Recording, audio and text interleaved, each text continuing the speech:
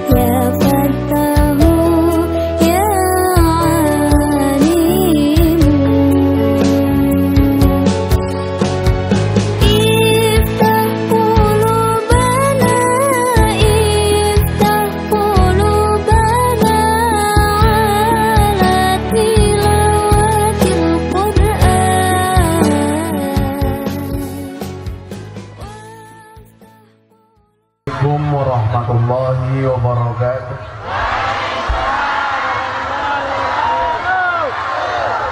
Alhamdulillahi rabbil alamin wa kafa.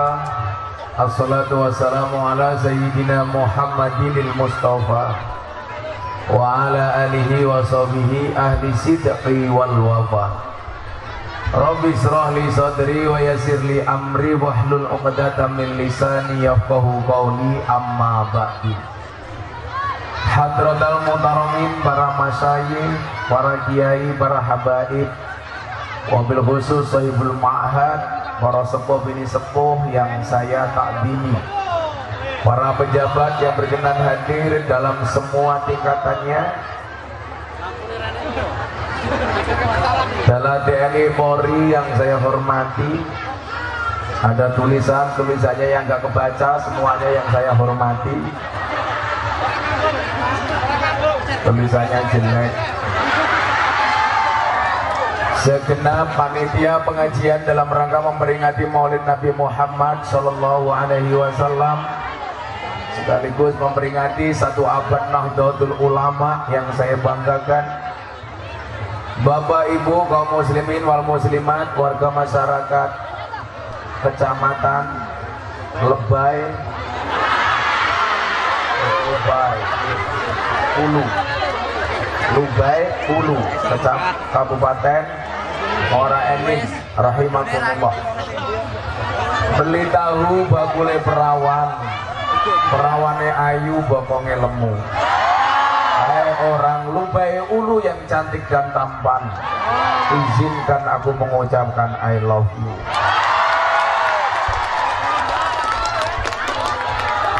Suasananya panas, gerah, tapi yakinlah panas yang hari ini menjadi wasilah surganya Allah Subhanahu wa ta'ala.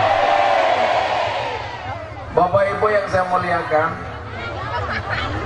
qul in kuntum tuhibbunallah fattabi'uni. Katakanlah, silakan semuanya duduk mas yang di depan. Ingat, mereka datang pengen melihat wajahku, tidak pengen melihat bokongmu. Katakan, jika kamu mencintai Allah, fattabi'uni, ikuti aku Nabi. Bagaimana cara mengikuti Nabi yang paling gampang?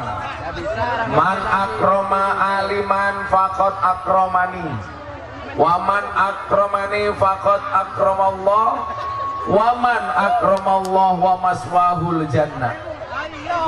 Barang siapa memuliakan orang alim, maka berarti dia telah memuliakan aku, kata Nabi.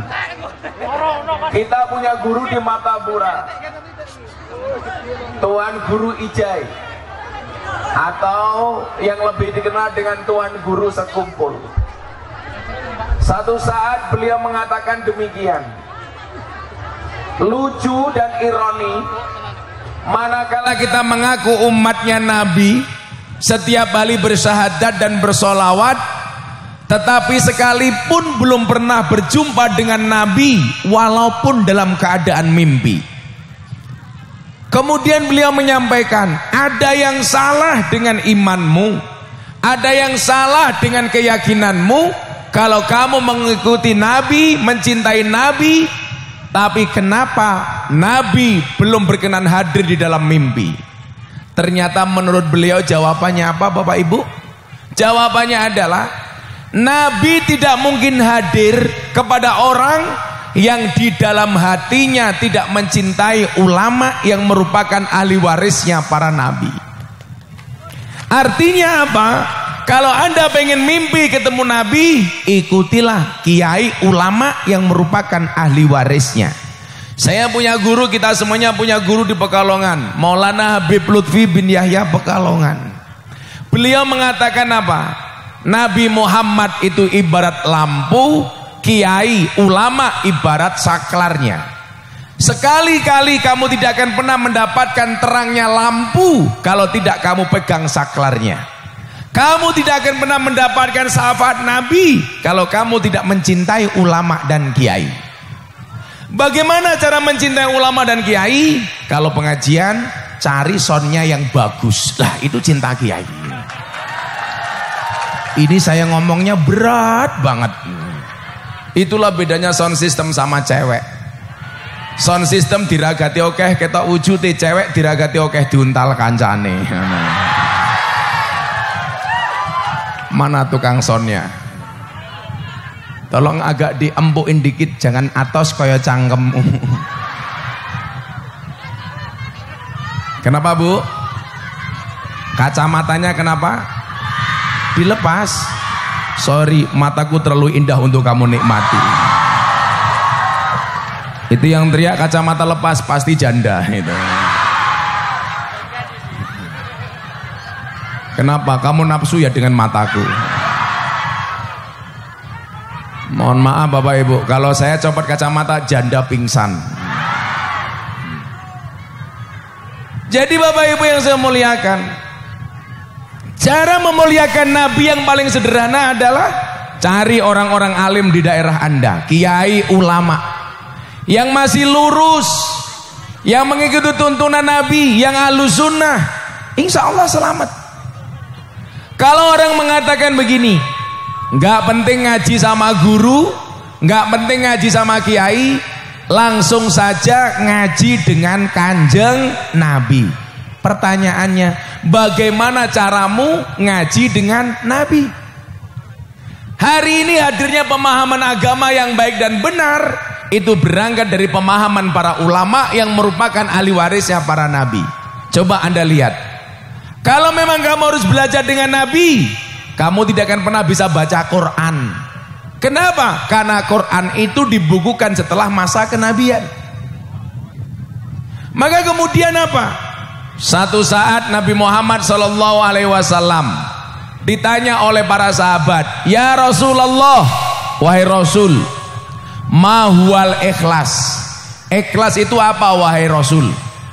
Seandainya Nabi Muhammad menjawab sendiri pasti mampu. Tapi ternyata apa? Nabi Muhammad tidak menjawab pertanyaan sahabat, tapi justru bertanya kepada malaikat Jibril gurunya. Ya Jibril, ma huwal ikhlas? Jibril, ikhlas itu apa? Apakah Jibril jawab? Tidak. Jibril tanya sama Allah, ya Rob, ma huwal ikhlas? Jibril, Allah, ikhlas itu apa? Jawaban Allah diberikan kepada Jibril. Jibril, ikhlas itu adalah satu rahasiaku yang aku titipkan di hati hambaku, yang tidak ada seorang pun yang tahu kecuali aku dan hambaku. Jawaban Allah diberikan kepada Jibril. Jibril kepada Nabi Muhammad. Nabi Muhammad kepada sahabat, sahabat kepada tabi'in, tabi'in kepada tabi'in, akhirnya sampai kepada kita. Ini urutannya panjang. Hari ini saya sampaikan kepada Bapak Ibu, oh ikhlas tadi menurut Gus Miftah, rahasia Allah yang dititipkan kepada hati hambanya, yang tidak ada seorang pun yang tahu kecuali Allah dan hambanya. Bahasa saya Anda dengar, Anda sampaikan kepada anak, anak kepada seterusnya. Itu namanya ilmu bersanad. Ilmu saya sampaikan, Anda dengar, Bapak dengar. Loh, yang baru datang siapa ini? Bapak wakil gubernur, mewakili. Mewakili, bukan wakil gubernur, mewakili. Rais Suriah PCNU. Saya melihat beliau langsung ingat hukum tumpang tindih karena gede. Sempak siapa namanya? Pak Rosidin. Mudah-mudahan Pak Rosidin panjang umur. Jadi orang sedunia mati Pak Rosidin hidup sendiri. Amin.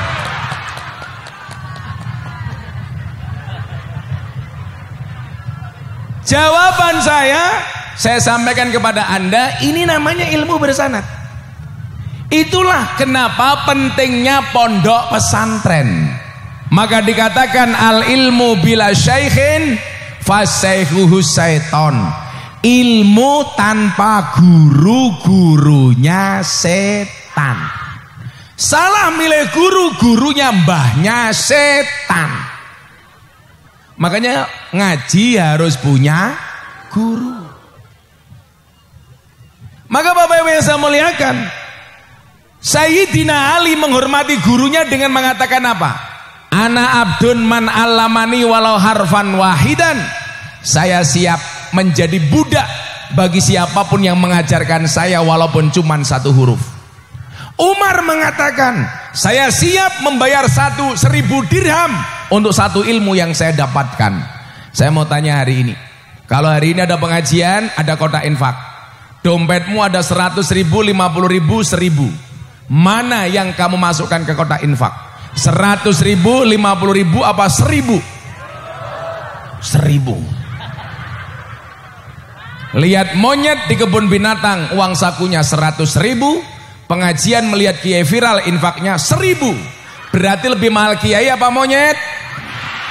Anda lebih menghargai kiai apa monyet? Ayo bilang monyet.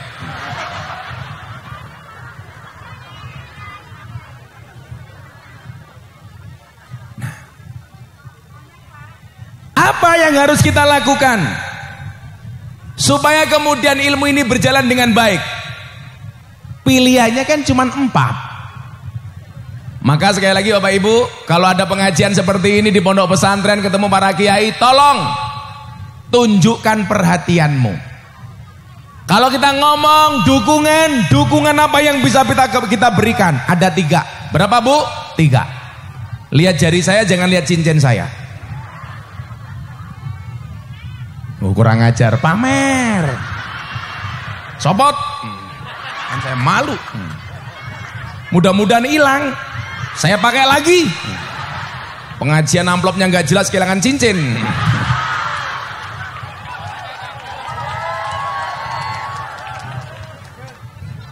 Dukungannya dalam bentuk 3 hal. Mangkana lahu ilmun, yang punya ilmu, falyatasaddaq bi ilmihi, sedekah dengan ilmunya. Kata orang Jawa apa? Mulang. Sedekah dengan ilmunya. Para guru, para kiai, para tuan guru, para ajengan, mulang. Ini yang punya ilmu. Wa man kana lahu malun, yang punya harta, falyatasaddaq bimalihi, sedekah dengan hartanya, nyumbang. Wa man kana lahu quwwatun, yang punya tenaga, falyatasaddaq biquwwatihi, sedekah dengan tenaganya, rewang. Maka kalau ada pengajian kayak gini, apalagi maulid Nabi, pilihan sumbanganmu cuma 3. Yang punya ilmu, mulang. Yang punya harta, nyumbang. Yang punya tenaga, rewang. Jangan jadi yang nomor 4. Enggak mulang, enggak nyumbang, enggak rewang, cangkemnya cerewet. Ada yang seperti itu? Ada. Orangnya juga datang. Biasanya ciri-cirinya pakai jilbab pink.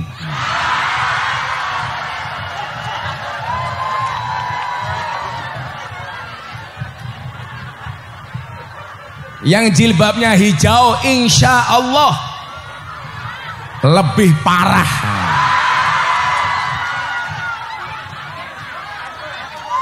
Oh, muslimat. Muslimat gak usah ngaku, saya tahu. Saya tahu ini muslimat atau fatayat, gak perlu lihat seragamnya, cukup dari baunya. Fatayat parfum, muslimat balsem. Nah, ini balsem ini, beneran. Makanya apa? Dibutuhkan ta'awun. Ta'awun itu apa? Tolong menolong.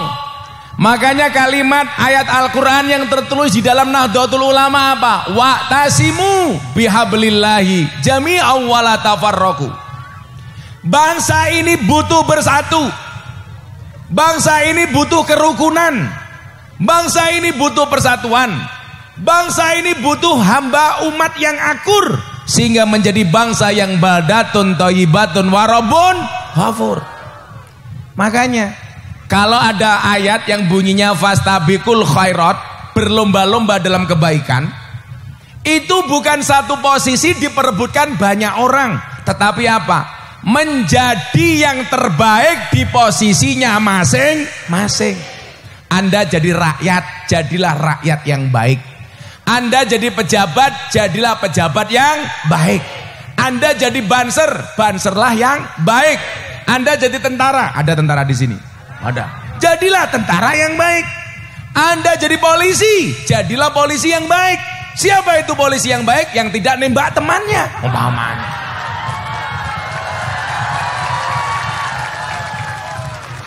Tapi orang Muara Enim, Anda yang fair ya. Saya tidak mau Anda mengatakan semua polisi seperti itu. Anda salah. Gimana? Saya punya teman Kapolres, Pak. Anaknya masuk sekolah. Dipanggil sama teman-temannya. Sambo.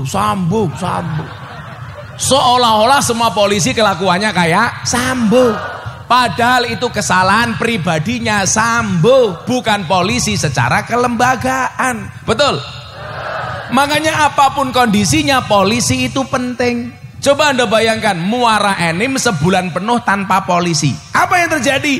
Banyak barang hilang, banyak perawan hilang. Makanya Anda tidak boleh kemudian mengatasnamakan semua polisi seperti itu. Itu kesalahan pribadi, bukan polisi secara kelembagaan. Tapi saya juga nitip pesan sama teman-teman polisi. Sahabat saya polisi, kalau kemarin polisi mengawasi masyarakat, ingatlah hari ini masyarakat mengawasi polisi. Maka saya minta polisi untuk jujur. Hari ini polisi jujur saja masyarakat belum tentu percaya. Apalagi kalau polisi bohong. Maka jujurlah. Ingat, jujur itu ada dua. Jujur ayam dan jujur kacang hijau.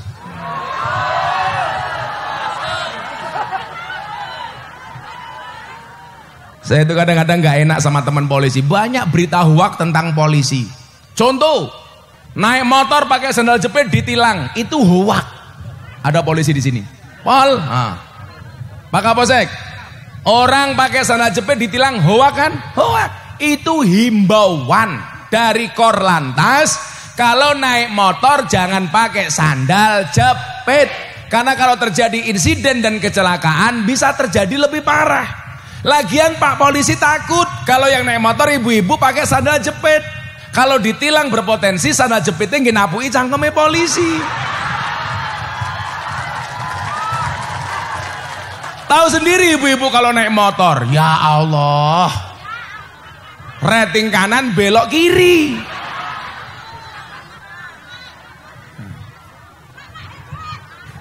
Mama hebat matamu, hebat apa? Rating kanan belok kiri kok hebat. Sangel angel. Kok geting aku.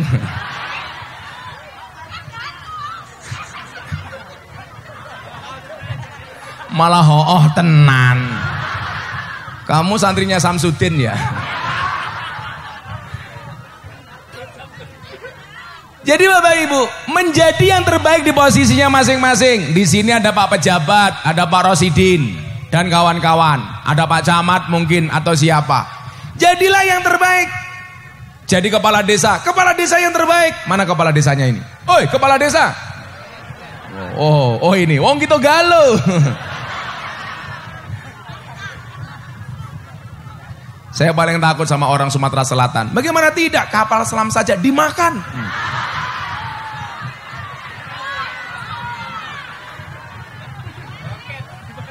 Roket dimakan. Malah lama-lama nggak ada yang dimakan, akhirnya nyanyi sikok bagi dua, sikok bagi.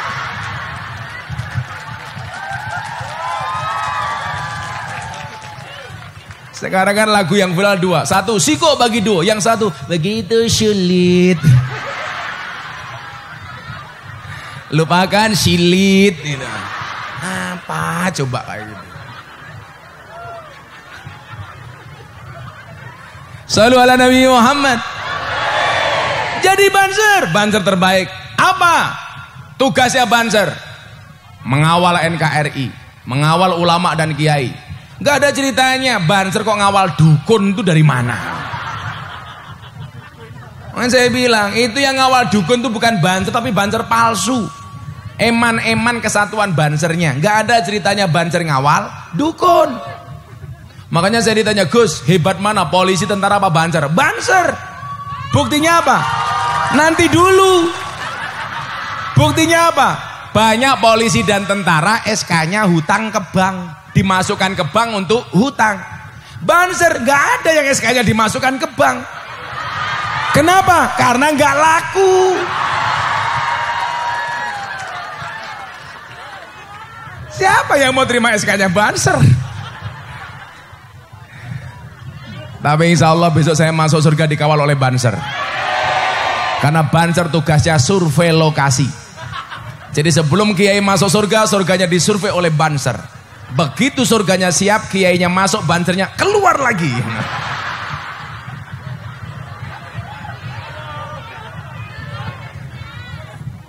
Tenang.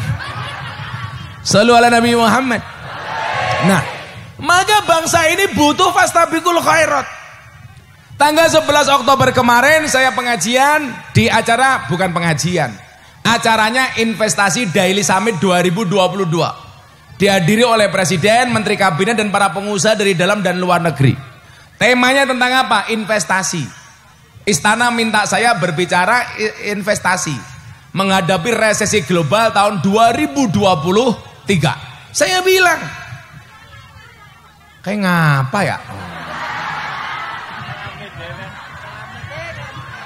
Kenapa Bu? Orang ketok. Iya infaknya 1000 ya.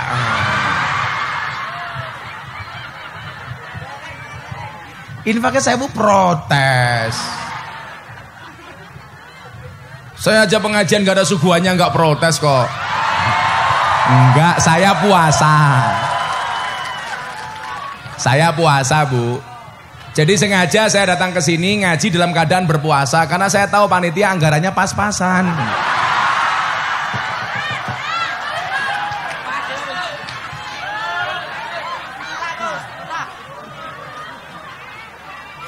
Kata panitia nih, matane.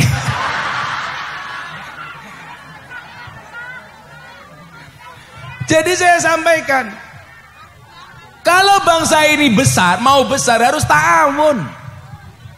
Ta'awun itu apa? Tolong menolong. Wa ta'awanu 'alal birri wat taqwa. Selama ada kebaikan dan takwa, wajib tolong menolong. Saling mendukung dengan profesi yang kita miliki masing-masing. Contoh begini. Saya ditanya, Gus, dakwah itu profesi apa bukan? Saya jawab bukan. Berarti profesinya Gus Miftah apa? Saya nggak usah ngaji, saya juga hidup. Kenapa? Saya punya usaha. Karena bagi saya dakwah itu bukan profesi, tapi apapun profesinya harus berdakwah. Banser, dakwahnya yang awal pengajian, duduk di bawah tanpa tikar, pulang pengajian little body. Apa itu? Silitnya gatel kelebon wedi.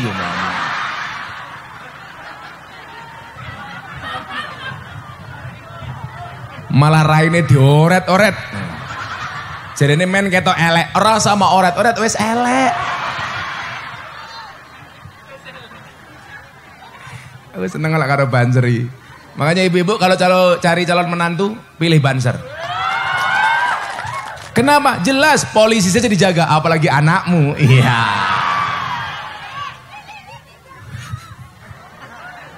Kamu nikah dengan anaknya banser, wah langsung meteng. Push up-nya kuat.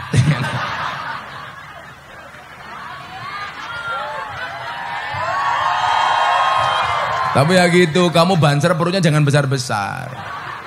Saya tadi bilang tadi di sana, di Rambang. Ada penelitian di rumah sakit, cowok itu kalau perutnya besar biasanya burungnya kecil. Ada. Hati-hati. Itu kata dokter loh. Kasat korwili loh murek. Jangan gede-gede bro. Kalau perut kamu besar, dibuka sarungnya biasanya isinya kayak pentil.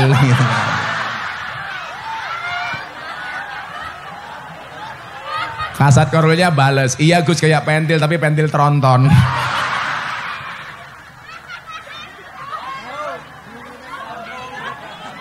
Sing guyune buanter mesti rondo. Cangkeme ngebas. Shallu ala Nabi Muhammad. Nah, potensi kebaikan itu bisa datang dari semua orang. Demikian juga dengan potensi kemaksiatan.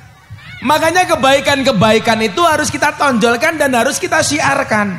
Dari pejabat pasti ada kebaikan. Jangan hanya dilihat kurangnya tok. Coba kalau di desa yang paling pusing siapa Pak? Kepala desa. Begitu muncul COVID ada BLT. Yang curiga rakyatnya. Paling yang dibagi cuma temannya sendiri. Loh kan? Kamu udah suudon, padahal benar. Padahal salah itu loh. Kan kasihan kepala desanya. Makanya di mana-mana kepala desa itu kelasnya fitness. Apa itu fitness? Badannya fit, hatinya ngenes. Semua orang punya potensi kebaikan. Kebaikan-kebaikan ini harus kita satukan. Sehingga apa? Muncul kebaikan yang baru. Anda yang merasa baik, Anda yang merasa baik, apa kata Allah? Fala tuzaku anfusakum. Jangan pernah merasa sok suci. Orang baik itu orang yang mampu membaikkan orang lain, tidak hanya membaikkan dirinya sendiri. Sementara Anda yang tidak baik atau kurang baik, apa kata Imam As-Syafi'i? Uhibbus solihina walastu minhum la'alli an anala bihim syafa'ah. Saya mencintai orang baik supaya saya kecipratan jadi orang baik. Saya mencintai orang baik walaupun saya bukan merupakan bagian dari orang baik. Supaya apa? Ada kebaikan dari orang baik. Bapak Ibu tak kasih contoh. Kenapa kita harus senang sama orang baik? Apalagi dengan Nabi Muhammad. Gambar saja itu kadang-kadang bisa memberikan dampak dan kebaikan. Anda kan tahu, Gus Miftah itu kemarin sebelum Ramadan dapat 3 penghargaan dari Leprit, Lembaga Prestasi Indonesia dan Dunia, dalam 3 kategori. Kategori pertama, lelang belangkon paling mahal sedunia. Muktamar NU di Lampung, saya jual belangkon laku 900 juta. Saya sumbangkan untuk muktamar belangkon. Belangkonnya saja 900 juta. Apalagi sarungnya. Wah. Apalagi isinya. Wah. Isinya belangkon.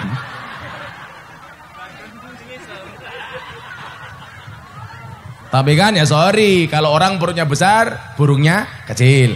Gus Miftah perutnya kecil, berarti burungnya.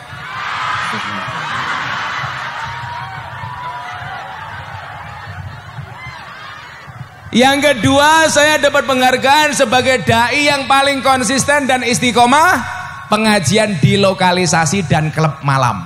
Sudah 22 tahun. Istiqomah itu berat Gus, berat. Karena kalau ringan namanya istirahat. Makanya untuk istiqomah butuh ikhlas. Ikhlas itu ciri-cirinya diam. Karena kalau ngomong namanya iklan. Apakah dalam perjuangan dakwah tidak ada masalah Gus? Banyak. Kalau hidupmu diselimuti masalah, bersyukurlah. Berarti kamu masih manusia. Karena kalau diselimuti wijen namanya onde-onde. Kalau Pak Rosidin pengen makan onde-onde yang paling enak, carilah onde-onde yang wijennya ganjil, Pak, ganjil.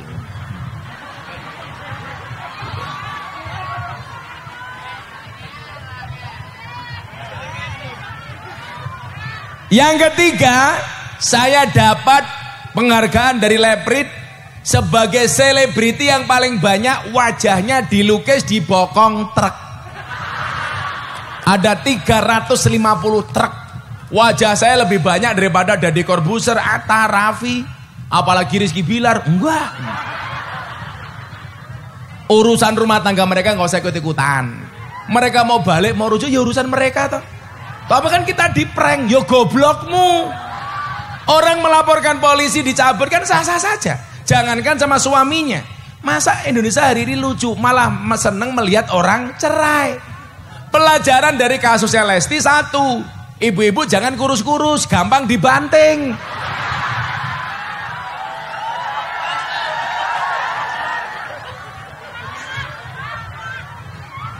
Makanya sekarang cewek gemuk itu lebih diminati daripada cewek seksi.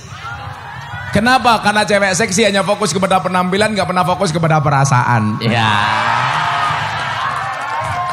Pak Rosidin kalau punya istri gemuk, mau keloni setengah jam, sikilmu kram tak kandang.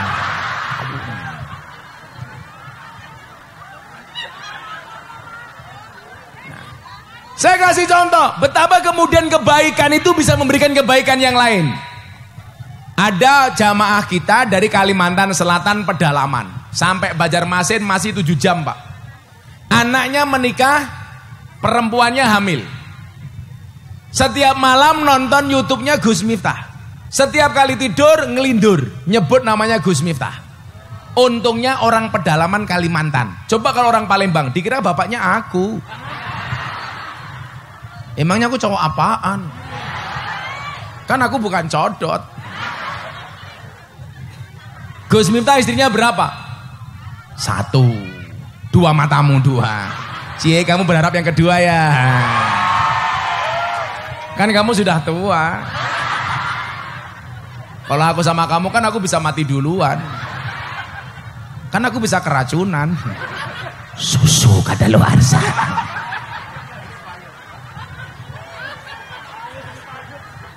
Saya itu tipe suami yang setia. Wah, kurang ajar mosok.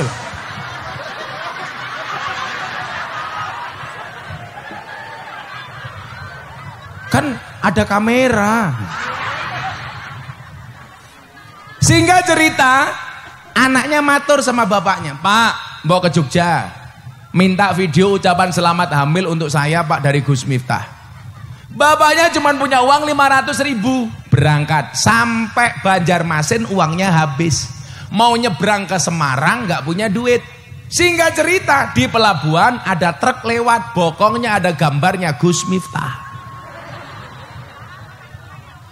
Sebar, Pak, saya tuh sering dapat kiriman dari Palembang, dari Bengkulu, dari Jambi, truk gambarnya Gus Miftah.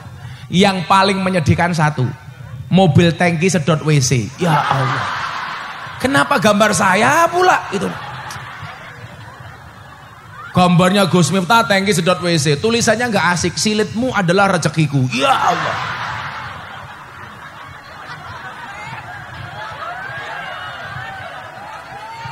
Akhirnya apa yang terjadi?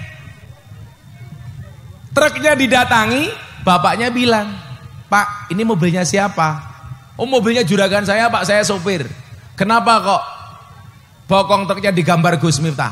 Kita semua satu perusahaan ngefans sama Gus Miftah. Ditanya, Bapak mau kemana? Saya mau ke Jogja tapi nggak punya uang.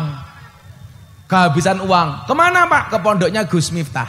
Apa kata sopir truk? Ya udah, Pak, Anda naik truk bareng saya sampai Jogja.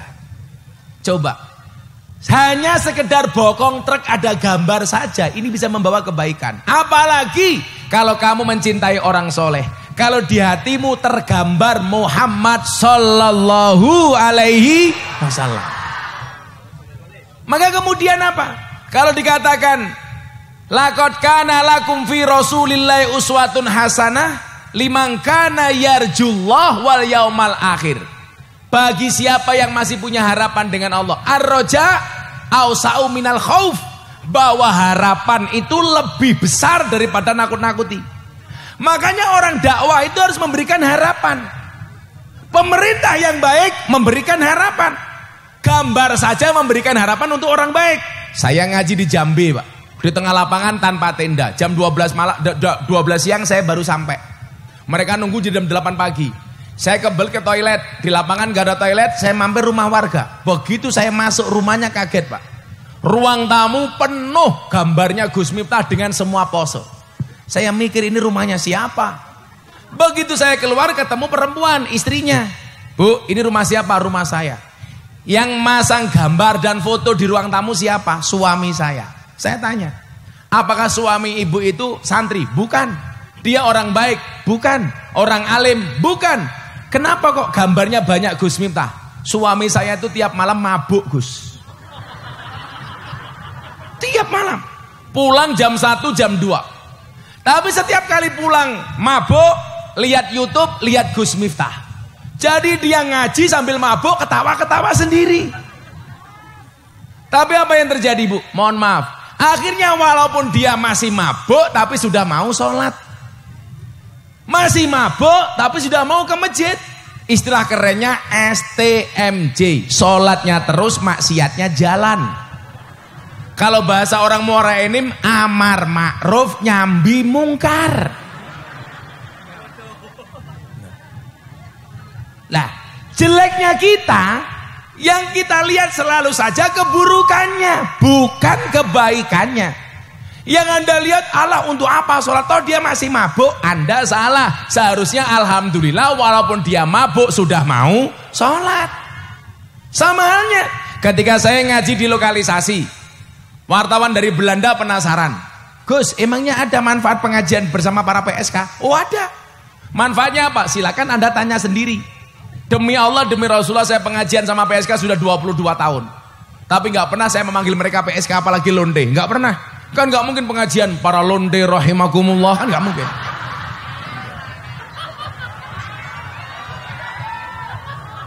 Singkat kata, Pak, wartawan dari Belanda datang. Tahun 2018 saya ngaji di Belanda.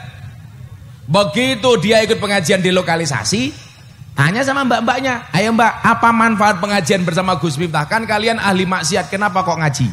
Ada mbak-mbak PSK angkat tangan. Ini loh, ar-raja'u awsa'u minal khauf. Bahwa harapan itu ada. Bahwa harapan itu lebih luas daripada nakut-nakuti.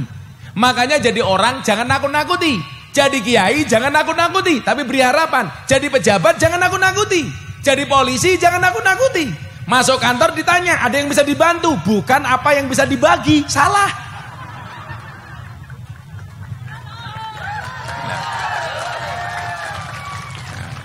Akhirnya apa? PSK-nya ada yang angkat tangan. Saya PSK sudah 10 tahun. Oh, senior. Ditanya, apa manfaat pengajian sama Gus Miftah, Mbak? Jawab, Mas.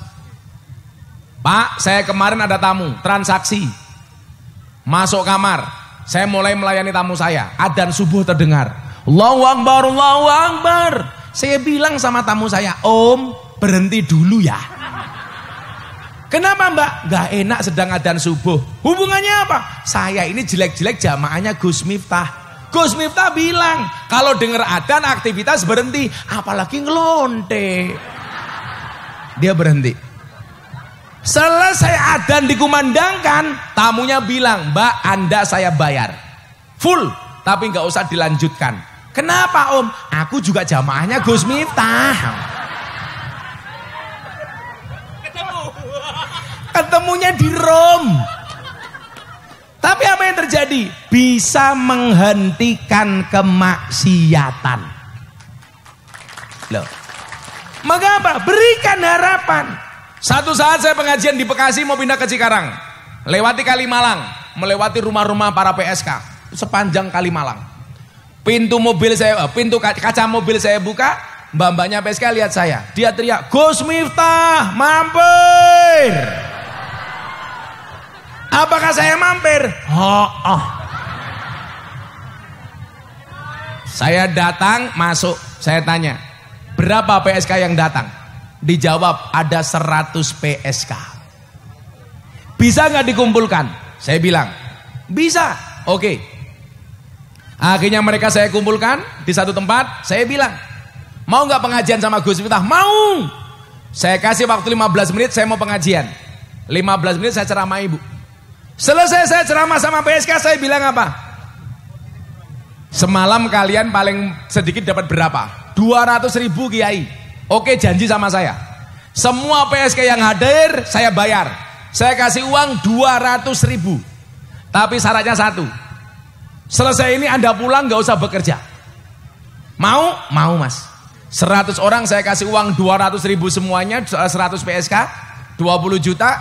Janji gak kerja. Siap bah, kita pulang.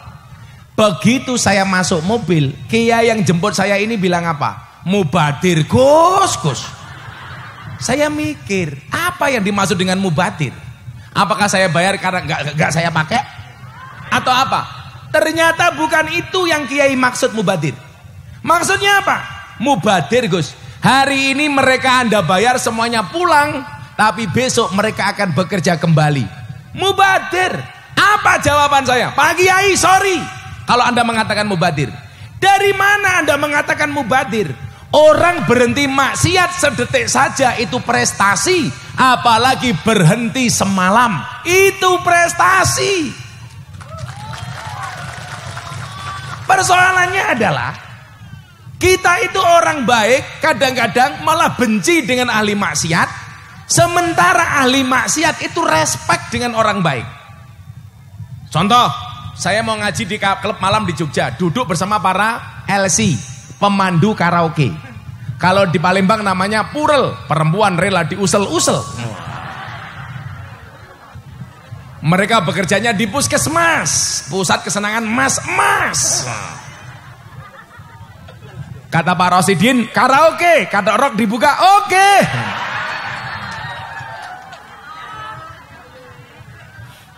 Begitu saya duduk, ada rombongan pengajian lewat Pak. Set.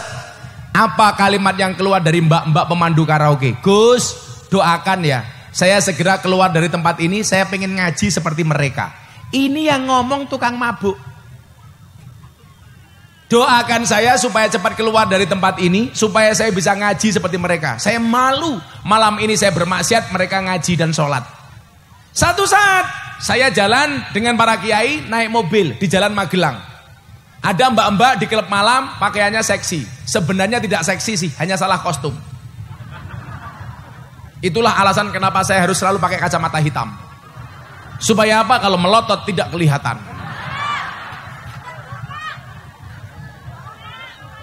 Begitu ini rombongan lewat, lihat mbak-mbak seksi.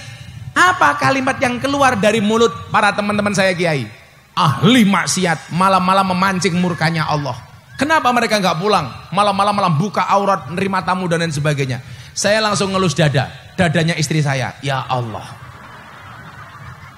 Ini ahli maksiat melihat orang baik penuh kasih sayang dan cinta. Kenapa orang baik justru penuh kebencian kepada ahli maksiat? Bukankah kemudian Allah memberikan semangat kepada ahli maksiat dengan mengatakan, Qul ya ibadiyalladzina asrafu ala anfusihim la taqnatu mir rahmatillah. Kita gak boleh. Ahli maksiat, Allah tidak memanggil dengan bahasa wahai engkau ahli maksiat. Orang yang banyak dosa, Allah tidak memanggil dengan kalimat wahai engkau para pendosa. Tetapi katakan hai hambaku yang melampaui batas. Makanya Nahdlatul Ulama harus mampu menghadirkan dakwah yang menyenangkan. Nahdlatul Ulama harus mampu menghadirkan dakwah yang solutif, yang tidak memukul tapi harus merangkul, yang tidak nakut-nakuti tapi harus membahagiakan, yang mengajak bukan mengejek. Orang meden-medeni tapi nyenengke. Makanya Imam Abu Hasan As-Sadili yang punya Sadiliyah, dia mengatakan apa? Kalau kamu punya guru, gurumu nggak bisa membuat kamu tersenyum, tinggalkan. Guru kok gawe merengut. Bener nggak Bu? Saya ditanya kemarin di Banten lama dengan ribuan orang, Gus kenapa kok pengajiannya dibuat menyenangkan? Dia saya tanya, saya mau tanya sama you. Orang yang datang ke klub malam itu orang susah apa orang senang? Senang, salah. Orang susah mencari senang. Gimana mencari senangnya? Di klub malam. Maka namanya dunia hiburan malam. Pertanyaan saya, kenapa mereka mencari senang di klub malam, Pak? Karena nggak mendapatkan kesenangan di tempat pengajian. Kalau pengajian seperti ini sudah senang, insya Allah nggak bermaksiat di klub malam. Seneng niku angsal, ya nggak boleh bermaksiat. Lah ketemu kiai wes seneng.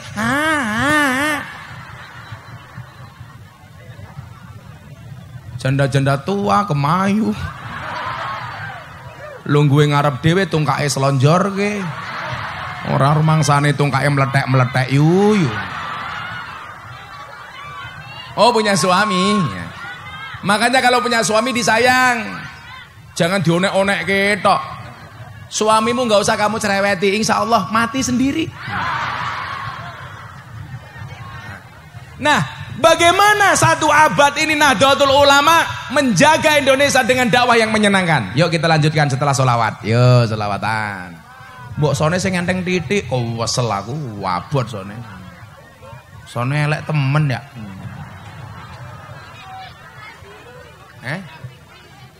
Kita doakan tukang soundnya di sound yang paling besar. Sa RT. Mana anak-anak adroh mana ini? Ayo Pak Polisi, selawatan Pak Polisi. Pak Polisi perutnya jangan besar-besar.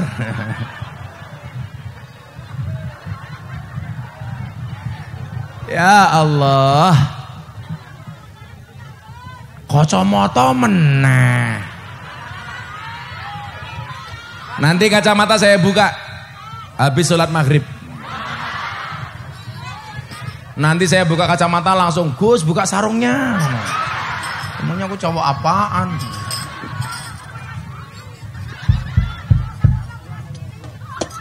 Cangkeme ya. Wong lemu cerewet. Ibu, laki-laki sama perempuan matinya duluan mana? Persis. Maka di mana-mana lebih banyak janda. Pertanyaan saya, kenapa laki-laki cepat mati? Karena stres, istrinya ngeyelan kayak kamu.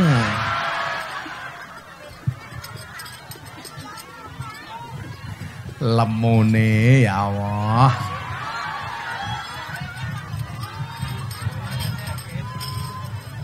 Orang gemuk itu ciri-cirinya satu, kalau foto posenya miring, set. Karena khawatir perut lemaknya kelihatan. Salatullah salamullah ala toha rasulillah. Salatullah salamullah ala yasin habibillah. Ala yasin habibillah. Bareng-bareng salatullah salamullah ala toha rasulillah. Salatullah salamullah ala yasin habibillah. Ala yasin habibillah. Jaga tingkir minumnya kopi. Kopi ditanam di pinggir kali. Ayo berpikir tentang negeri ini. Kalau bukan kita siapa lagi? Kalau bukan kita siapa? Tangan diangkat untuk Nabi. Sing banter. Salatullah salamullah ala toha rasulillah. Salatullah salamullah ala yasin habibillah. Ala yasin habibillah. Jalan-jalan di pedesaan, desanya aman bersih terjaga. Sucikan hati, tetapkan iman. Merah putih melekat di dada. Merah putih melekat di dada. Diangkat lagi untuk Nabi. Salatullah salamullah rasulillah. Salatullah salamullah ala yasin habibillah. Ala yasin Yasin Habibillah. Bunga cantik di dekat taman, beragam warna memikat hati. Mari rawat kebinekaan demi keutuhan NKRI. Tuhan NKRI. Salatullah salamullah ala Rasulillah. Salatullah salamullah ala Yasin Habibillah. Ala Yasin Habibillah. Minum kopi rasanya nikmat, minum susu dicampur gula. Mari ngaji dan bersolawat dari NU untuk Indonesia. Dari NU untuk Indonesia. Salatullah salamullah ala Rasulillah. Salatullah salamullah ala Yasin Habibillah.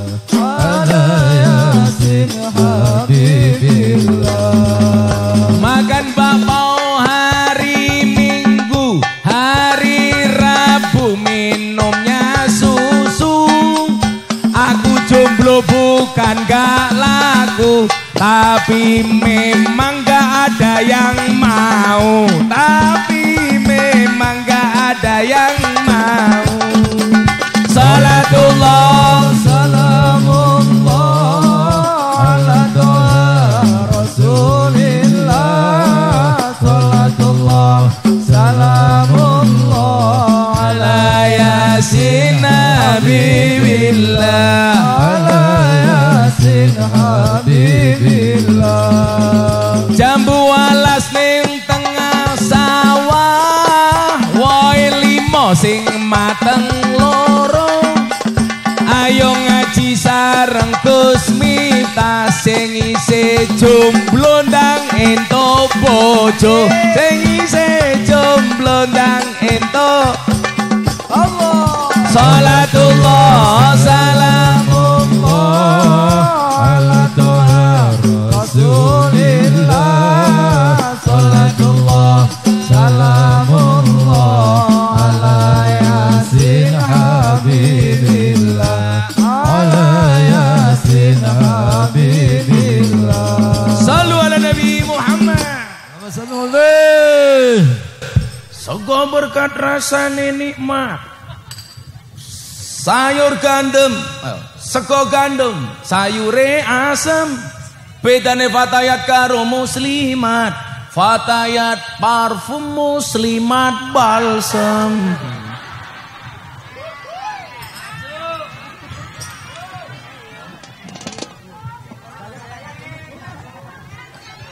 Oh, ya udah untuk ibu-ibu. Buah belimbing, buah pisang, raine glowing, kakinya belang-belang. Buah belimbing di atas ketek, raine glowing, tungkae mlenteng.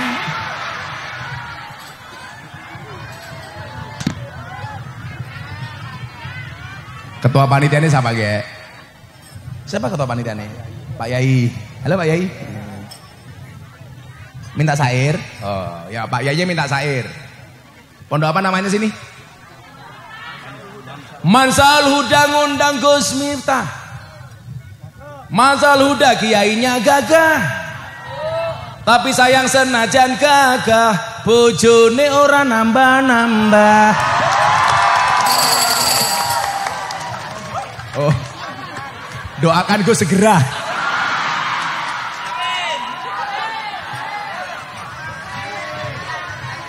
Kayaknya wani-wani, oh segera. Nggak ada suami berani sama istri itu, nggak ada. Sak pinter-pintere kiai dikitak bojone goblok dadak tak kandhani. Mana bunyai, mana bunyai? Iya, brother. Santai aja bunyai, izinkan suamimu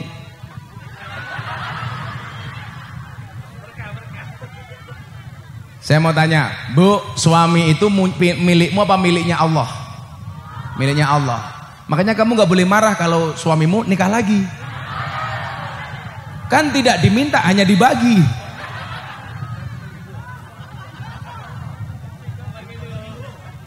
Kalau Pak Kiai ke pondok saya di Jogja, utara pondok saya itu kuburan. Satu hari istrinya meninggal dunia, dimakamkan di kuburan utara pondok saya. Hari kedua suaminya datang ke kuburan bawa kipas angin. Saya bilang, harusnya kalau istrimu kamu mati, bacakan tahlil dan yasin. Kenapa kamu bawa kipas angin? Gus, istri saya berwasiat, saya boleh menikah lagi kalau kuburannya sudah kering.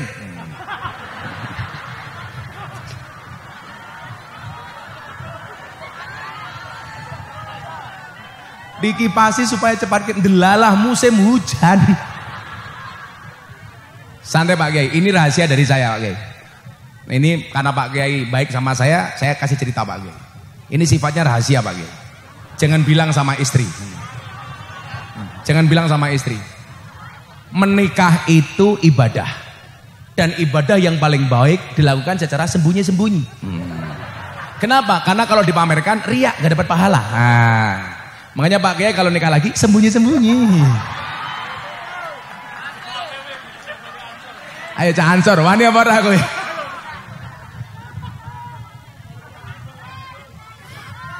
Orang Jawa itu punya slogan, bojo tuwek kuwi kaya Quran suwek. Maksudnya apa? Diwaca angel diguak dosa. Makanya Quran suwek disimpen, sing diwaca Quran sing anyar. Bojo tuwek disimpen, sing tinggal bojo anyar.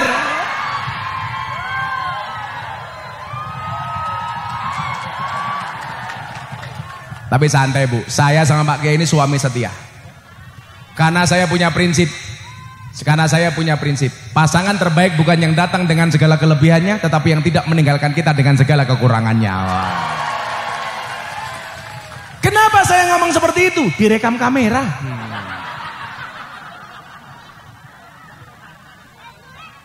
Ini aja sebelum saya lanjutkan NO. Dalam Al-Quran itu ada 4 macam tipe keluarga. Ibu-ibu muara ini Anda pilih yang mana? 1 tipe keluarga Nabi Nuh. Ciri-cirinya suaminya soleh, istrinya nakal. 2 tipe keluarga Fir'aun.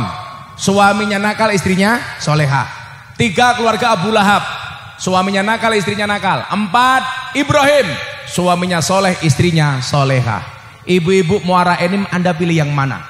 Nuh, Fir'aun, Abu Lahab, apa Ibrahim? Subhanallah. Dan Anda tahu Ibrahim istrinya 2.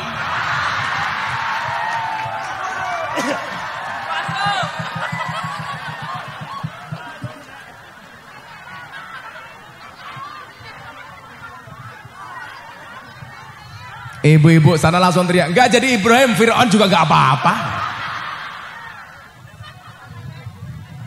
Shallu ala Nabi Muhammad. Nah, makanya apa? Potensi kebaikan Indonesia harus bersatu. Kemarin saya sampaikan di Lubuk Linggau Bapak Ibu. Indonesia ini rumah besar.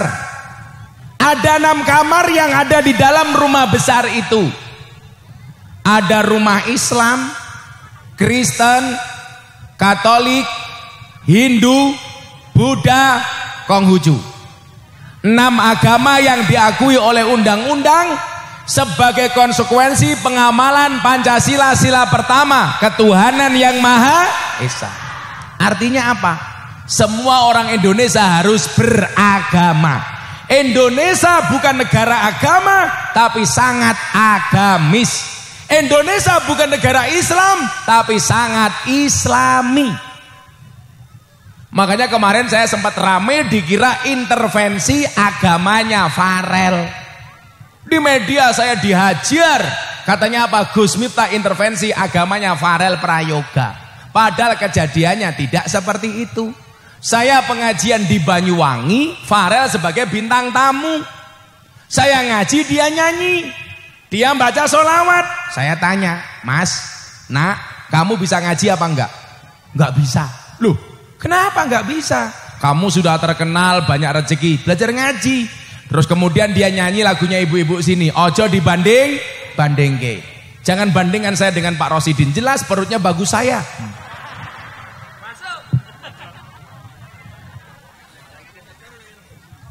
Apalagi kasat korwil. Ya Allah. Padahal sarungnya gajah duduk. Ini sarung yang paling jujur. Dibuka sarungnya muncul belalainya.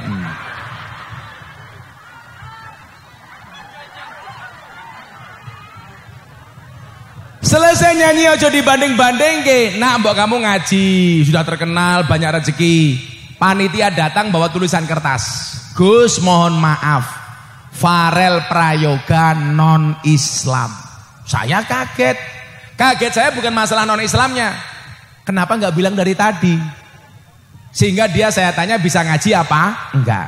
Karena saya merasa keliru saya bilang, mohon maaf kalau begitu Farel, apapun agamamu kamu jadi hamba yang taat. Dia saya tanya, Farel agama kamu apa? Dijawab privasi. Lah muncul masalah gara-gara privasi ini.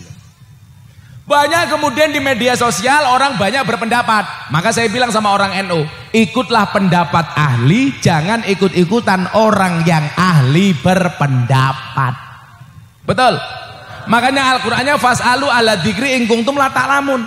Yang ditanya itu pendapat ahli, bukan orang yang ahli berpendapat. Sekarang gara-gara medsos, semua orang bisa berpendapat walaupun pendapatnya tidak mutu.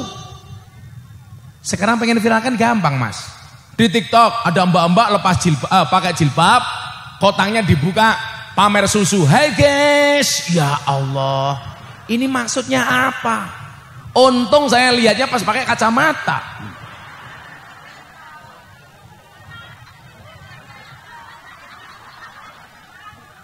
Malah genah matamu, malah genah itu.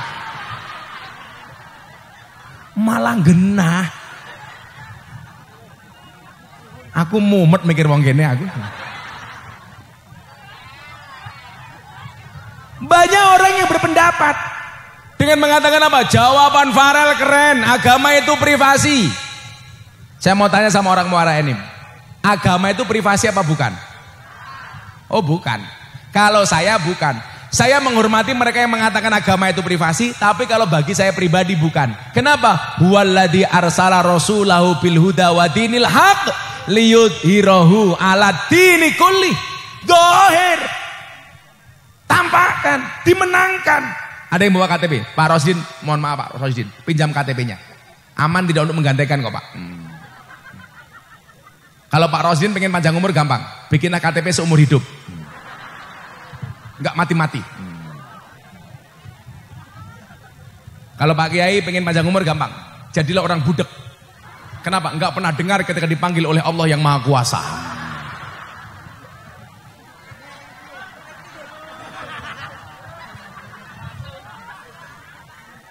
Santai Bu, cuma satu istrinya Bu, santai. Karena yang lain diam-diam Bu. Coba kita lihat KTP. Salah satu kolom yang ada dalam KTP itu apa Bapak Ibu? Kolom agama. Kalau memang agama itu privasi, kenapa ditulis dalam kolom agama? Seharusnya apapun agama Anda harus bangga dengan agamamu yang kamu tulis dalam KTP-mu. Contoh di sini. Kok fotonya kayak preman? Oh masa muda ini Pak ya. Saya kaget fotonya kayak preman Tanah Abang. Nama Pak Rosidin Hasan, agama Islam. Harusnya apa? Pak Rosidin bangga dong dengan KTP-nya yang ada identitas Islam. Kita doakan Pak Rosidin masuk surga. KTP-nya.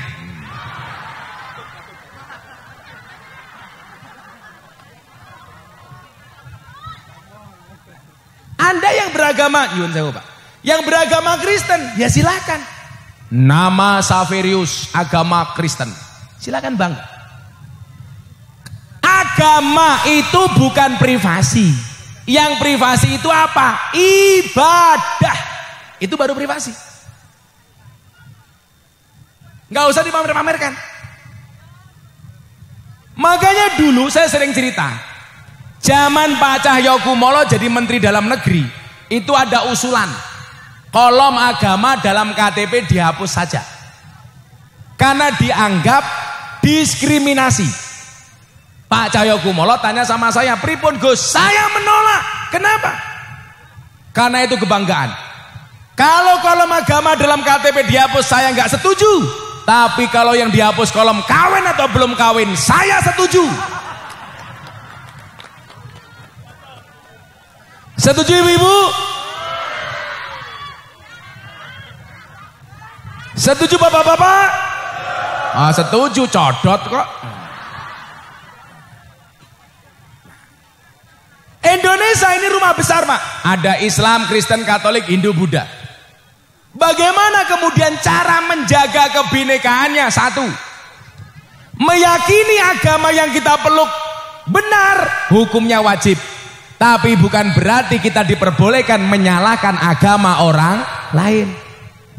Bukankah kita ingat, ini awal mula dari Corbuzier masuk Islam. Saya bacakan satu ayat. Famang syaa fal yu'min, famang syaa fal yakfur. Yang mau beriman berimanlah, yang mau kafir kafirlah. Sifat yang dikembangkan sebagaimana sifat Nahdlatul Ulama. Toleransi.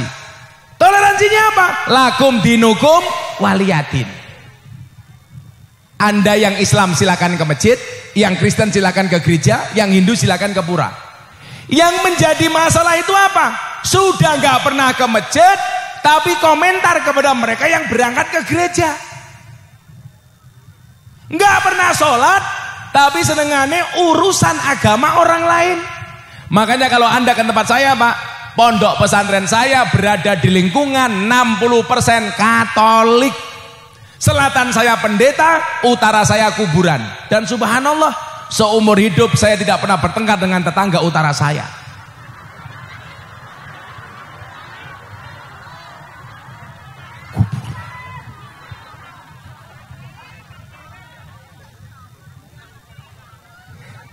Yang mau saya sampaikan bukan soal itunya.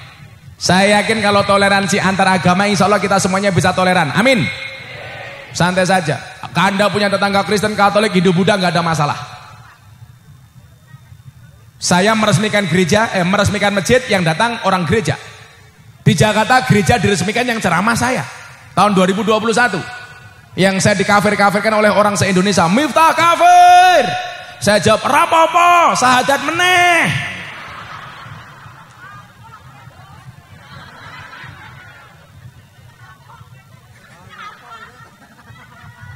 Saya dikafir-kafir gitu. Diposting sama Mas Jadi Corbuzier, satu hari ditonton 7 juta kali, Pak. Yang komentar 100.000 kali. Semuanya mencaci maki saya. Apakah saya sakit hati? Tidak. Kenapa? Komentarnya tidak pernah saya baca. Untuk apa saya baca? Kalau kamu pasti dibaca karena followernya 2. Makanya kemarin ada pengacara dukun Kiai melaporkan saya, nantang debat saya. Saya bilang, nggak level. Kenapa? Untuk apa saya ngelayani? Followermu cuma 14.000, aku 2 juta lebih. Sorry. Loh. Untuk orang seperti itu, orang yang sombong, kita sombong, sodakoh. Kowe ora tau ngaji kok, goblok. Ternyata malah pendukungnya Firdaus. Mesti ngajiin ning Samsudin saya gini.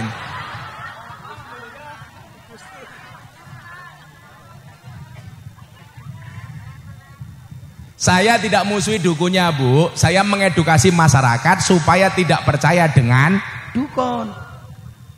Marah dukunnya sama saya, dilaporkan polisi. Ya saya biasa-biasa saja itu. Masa kita kalah sama dukun? Untuk apa fungsinya banser? Maju ser. Malah rai usek raka-rukan.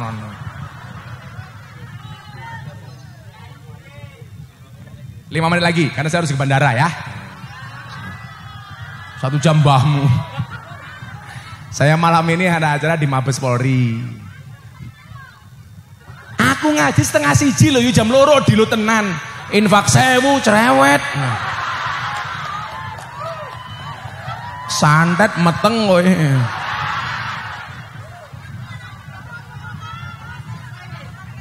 Orang Rasulullah kiai ini ganteng kok. Pada ke Rosidin. Pak Rosi.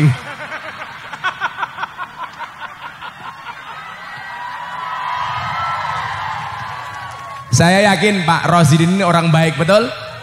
Maka saya berwasiat, tolong Pak Rosidin jangan dikubur sebelum mati ya. Nah, masing-masing kamar ini ada beberapa ranjang. Di kamar Islam ada ranjang NU, ada ranjang Muhammadiyah, ada ranjang Al-Wasliyah. Pesan saya cuma satu, kembalilah ke ranjang masing-masing, gak udah intervensi ranjang orang lain. Betul? Yang suka tahlil silakan tahlilan, yang tidak suka jangan menghina tahlil. Yang suka maulid silakan lanjutan, yang tidak suka maulid gak usah komentar maulid. Kalau saya tegas, Anda tidak suka maulid berarti Anda lebih biadab dibandingkan Abu Lahab. Abu Lahab itu orang yang dinas oleh Al-Quran neraka bahkan sebelum dia mati. Itu saja senang dan cinta dengan lahirnya Nabi. Kalau kamu ngaku Islam tapi gak senang dengan maulid, jangan-jangan kamu lebih hina dibandingkan Abu Lahab. Mungkin namanya Abu Gosok. Mbak Yowe sing tahlil monggo, enggak juga enggak apa-apa. Yang sholawatan monggo, enggak juga enggak apa-apa. Silahkan. Kan santai saja, dulu saya dihina. Orang NU gimana? Sholawat itu boleh, sholawatan enggak boleh. Masa kamu gak bisa membedakan sholawat dengan sholawatan, yasin dengan yasinan? Yasin itu belum dibaca. Kalau sudah dibaca namanya sholawat itu belum dibaca. Kalau sudah dibaca namanya sholawatan. Sama, katok itu belum dipakai. Kalau dipakai namanya katok. Sarung itu belum dipakai. Kalau dipakai namanya, masa gak boleh ya gondal gandul. Kotang itu belum dipakai, kalau sudah dipakai namanya kotak. Masa gak boleh ya kewer-kewer Pak Rosidin. Sempak belum dipakai, kalau dipakai sempakan. Gak usah apa-apa dikit-dikit demo. Ini negara sudah punya banyak masalah.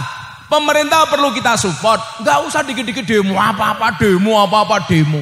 Aksi bela tauhid demo, bela ulama demo.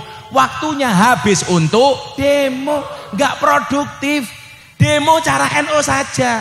Aksi bela tauhid tahlilan, aksi bela nabi sholawatan, aksi bela Quran semaan, aksi bela ulama manakipan, aksi bela ilmu sorokan, aksi bela janda ya lamaran ya.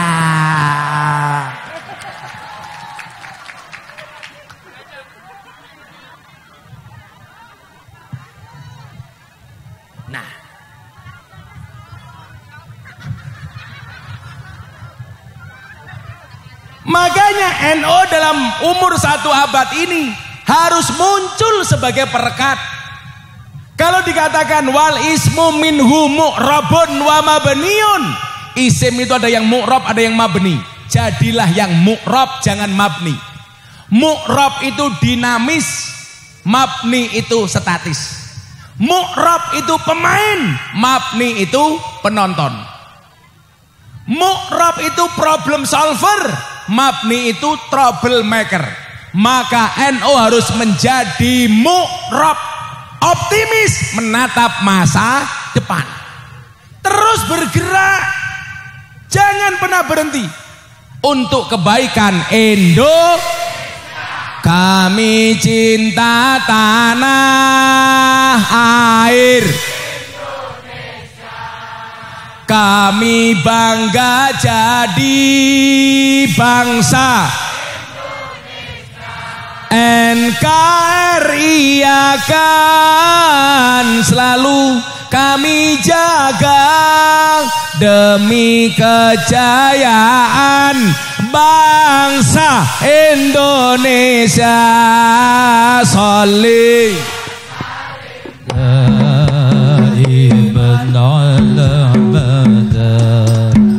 Salli wa sallim daiman ala abada wal ali wal ashabi man qad wahada wal ali wal ashabi man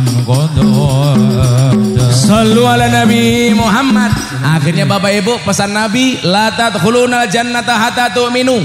Sekali-kali kamu tidak akan masuk surga sehingga kamu beriman. Wala tu'minuna hatta tahabu, dan sekali-kali kamu belum dikatakan beriman sehingga memiliki rasa cinta dan kasih sayang. Yuk cinta kepada orang Indonesia, mbuh NU, mbuh Muhammadiyah, apapun tetap cinta. Sama halnya saya siang hari ini datang ke Muara Enim dengan membawa cinta. Cintaku padamu seperti air kencing di dalam kolam renang. Maksudnya apa? Wujudnya tidak nampak tapi hangatnya bisa dirasakan. Terima kasih. Assalamualaikum warahmatullahi wabarakatuh. Terima kasih kepada Bapak beliau Al-Mukarram Hadratul Mukarramin dumateng para alim para ulama, wabil khusus alim alama Kiai Haji Miftah Maulana Habibur Rahman atau Gus Miftah selaku pengasuh Pondok Pesantren Ora Aji dari Sleman, Yogyakarta.